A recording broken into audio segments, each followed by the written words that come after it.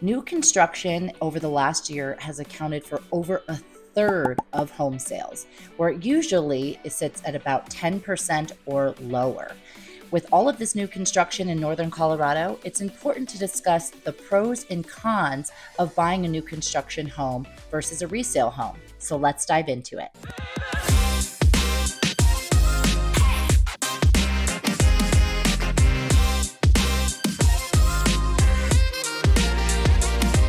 Is this your first time to the channel and you're looking to learn more about moving to northern Colorado? Let me be your guide. Whether you're packing that move-in truck or just doing a little bit of research, I'm here to help. So please hit that subscribe button below to continue to get video updates as I release them, and feel free to call, text, or email anytime with questions. So with new construction making up such a large portion of home sales, let's go into the pros of buying a new home. As you can imagine, the home's brand new. So with that comes new HVAC systems, new roofs, new paint, new floors, you name it. Nobody's ever lived in your home. And that can be a really nice way to walk into a fresh start, especially if you're not handy and you don't want to be fixing things over the next few years. New construction can be a great option for you. There's also the fact that with new construction, they're having to meet new code standards. So whether that's updates to electrical, plumbing, energy efficiency, the energy efficiency is getting better year over year to cause less stress on the grid, to save you money on your utilities. So insulation values have gone up, how they do their roofs, how they do their toilets with the water. There is all kinds of features that are being updated to make the home more energy efficient. And each year that these new homes are being built, they have to meet those new energy efficient building codes. There's also a couple builders that get their green certifications where they will guarantee a certain level of utility bills. Now, this isn't all new construction and not all builders, but can be a great option to look into when you are shopping around. In addition to everything being brand new, almost all builders offer some sort of warranty. Usually includes a 1-year warranty that covers just about everything. Now, if you move in and you put a hole through the wall, that's not going to be covered. But they are going to cover all of your, cabinets. Your appliances are going to be usually warranted through their manufacturer. Your HVAC systems usually come with a 5 to 10-year warranty, including your water heater. So that 1-year warranty is really going to cover you for just about everything in the home, minus maybe some cosmetic options. And then there's also usually that 5-year warranty that's going to cover HVAC systems, water heaters, all of that. It can sometimes depend on the manufacturer or if it's through the builder. And then a lot of builders offer a 10-year structural warranty. So if something were to seriously fail in your home, whether that be the concrete, issues with your basement, foundation walls, usually that's going to be covered in a 10-year structural warranty. So there are different tiers to the warranties, and not all builders are the same, but you can pretty much expect that there are going to be warranties included when you buy a new home. There's also the benefit of up-to-date technology. A lot of new construction builders are utilizing this new technology, and the home is coming with a pre-wired tech, or it already comes with it installed. So we're talking Ring doorbells or some kind of video doorbell, the Bluetooth connected thermostats, and sometimes they'll include thermostats that are different controls for each floor depending on the builder. You can wire for whole house sound systems, whole house camera systems, those kinds of things. So you do have sometimes options at build, or the builder already includes them with these up-to-date and newest technologies. You also get the benefit of the builders meeting the modern design trends. So whether that be luxury vinyl planking, granite or quartz countertops, or even if you're just doing a laminate countertop, those have come a long way and can look very nice, can even look like a stone or granite or a quartz countertop. And so, when you're buying a new home, sometimes you'll have the options of even choosing your own design features, which can be very fun and a great benefit because you're going to move in. It's already going to kind of meet your desired aesthetic. If the builder is already pre-selecting, which a lot of builders are doing that now, where they pre-select the finishes to control costs, you can guarantee that they're still going to be up to date and very modern. You also may have the benefit of controlling your move-in date. So there can be variances with construction, but a lot of builders will allow you to go under contract on homes that are not even built yet or are currently under construction, which means that you can lock in that price, lock in that home, and sometimes have several months, up to 6 months, maybe even a year before your home is completed and you are closing on that home.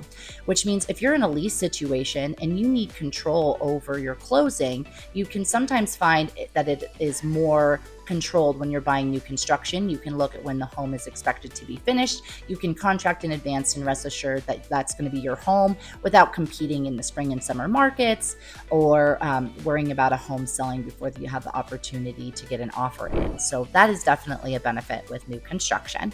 There's also financial incentives, usually, not all the time, that builders are offering. So whether that's an interest rate buy down, some money towards closing costs, or they're giving you some money to spend in the design center, usually builders can offer some kind of incentive unless the community is selling very quickly, then you might not have that opportunity. But in my experience working with my clients, we usually are able to negotiate things with the builder, or they're already offering incentives up front. Now let's dive into the cons of new construction communities. So usually with new construction, they have completely flattened the land. They're still working on, putting in sidewalks and developing the community. Usually they're planting brand new baby trees and shrubs. So you'll find, Lee on the background. So you will find that with new construction, there's not a lot of matured landscaping or character to those communities. Now that will come with time, but with it being brand new, usually you're not going to find it is going to be a lot of dirt to start. I also hear a lot of times from people that they feel new construction communities, the homes look a lot alike. Now, some people are going to love that because it's a very matched aesthetic throughout the community, can help maintain home values, but it can also lack a little bit of diversity in charm because they are trying to match a certain aesthetic throughout the community. So it depends on your style and what you like, but it's not going to have, usually newer communities are not going to have that kind of old historic charm that you can find in older areas and in older neighborhoods. Another thing to consider, and I always go through this with my clients, is the costs that are associated with new construction. And there can be some significant costs. Usually there's title work that you can split or pass on to the seller, or the seller's paying for the title insurance. A lot of builders are going to pass that title insurance cost on to the buyer, and this will be outlined in your contract. Additionally, window coverings are usually not included, or if the builder is offering them, it's an additional cost and it can be quite high. So just think about that. You might be moving into a new home and it feels like you're in a fishbowl because there's not pre-installed blinds or window curtains, that kind of thing. So window coverings are a significant cost that you may not think about when you're buying new construction. Additionally, while most builders will do your front yard landscaping, majority do not do your backyard landscaping. Landscaping is a significant cost. If you just do some basic landscaping, you can save some money, but usually you're going to want to put in some trees, some shrubs. You're going to want to put in maybe some grass and rock, and all of that. You're either paying a landscaper to come in and put it in, or you're doing it yourself. So it not only is it time and money, but it could also be hard manual labor if you are doing it yourself. And believe me, I know, because my husband and I landscaped our own backyard when we bought a new construction. Glad I did it, learned a lot. Don't know that I'd ever do it myself again. It was a lot of work, hauling literal tons of dirt and rock into the backyard. There's also some additional costs. A lot of builders do not include a refrigerator. Sometimes they'll throw it in as part of an incentive, but it has to be something that you purchase either outside of the transaction or in addition to when you're contracting on the home. A majority of new construction does not include washer and dryers. Now, you can't be guaranteed to get a washer and dryer with a resale home either, but usually they're negotiable, and there's a lot of times that the sellers just don't want to bother taking them out of the home. So that's something else to consider, is a refrigerator and washer dryer when you're looking into new construction. There is also the con of limited negotiating power. Now, like we discussed, builders will often offer incentives, but if the community is selling very quickly and they don't feel they need to give an incentive, it can be very hard to negotiate with a builder if things are selling quickly and they are just happy to pass it along to the next person. Versus resale, when you're negotiating with a seller, not a big corporate builder. And so sometimes you will have less negotiating power when you are purchasing new construction. And lastly, one of the largest cons here in the Northern Colorado market is what's called a metro taxing district. A majority of the new construction communities here in Northern Colorado are built with a metro tax. And so what that does is it allows the builders to finance the build and spread out that cost over time. So that way they can give you the home at a lower cost up front. However, this can significantly increase your tax bill yearly. And so it's important when you are looking at new construction, and your agent should absolutely know this information and be sharing it with you, that you calculate that metro tax into your payments with your lender so you can ensure you know the total cost. Usually it does increase your monthly payments by several $100s a month when you're looking into a metro district community. Now, not all new construction are in metro districts, but a vast majority are, and they can range in price. And lastly, there is the potential for delays. Now, majority of builders want to avoid delays as much as possible, try to give you steady updates. We did discuss how it can kind of help you plan for a longer timeline when your home's being built, but there can be unforeseen delays. So I think it's important when you're looking to purchase that you consider alternatives for a place to go. Don't have all your stuff in a moving truck the day you're supposed to be closing on new construction. Make sure everything's going well. Your agent should be checking in with the builder, but there is potential for construction delays because that's just one of the things that comes with new construction. If there was something delayed in getting in parts wise, or there was an issue and they're having to go back and fix it prior to, so that it can be a con when it comes to new construction. Now let's dive into resale homes. So resale homes are going to be your pre-established homes, and that could be very, very old homes, or maybe the home has only been owned for a year. It just depends. But a lot of times with resale, you're going to find that it comes with backyard landscaping, maybe more mature trees. It feels more like a complete community. So that can be a benefit to a resale home. There also, in older neighborhoods, can be more diversity in the type of homes and construction to give it a little bit more charm and a feeling of completion. Another pro, it's probably coming with window coverings. You're probably getting some blinds or some curtains at the very least. If not, it's something you can negotiate with the seller potentially, or they'll let you know up front. But usually you're getting some kind of window coverings when you're buying a resale home, so it's not a direct cost to you when you purchase. Another thing is appliances. So you typically, not always, but you will find that when they're selling a property resale, you get a fridge, sometimes washer dryer. Those appliances can be negotiable. So again, this isn't guaranteed for every home, but your chances of having fridge, washer dryer, full appliances are going to be a little bit higher with resale than new construction.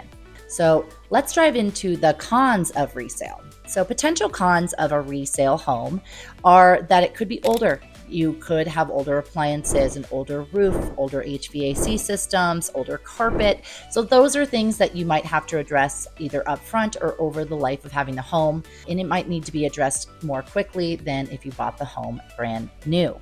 It also might not have been built to your style and your aesthetic. So paint colors, countertops, flooring type, cabinets, these are all things that you might want to change when you're buying a resale home and can be a cost to you.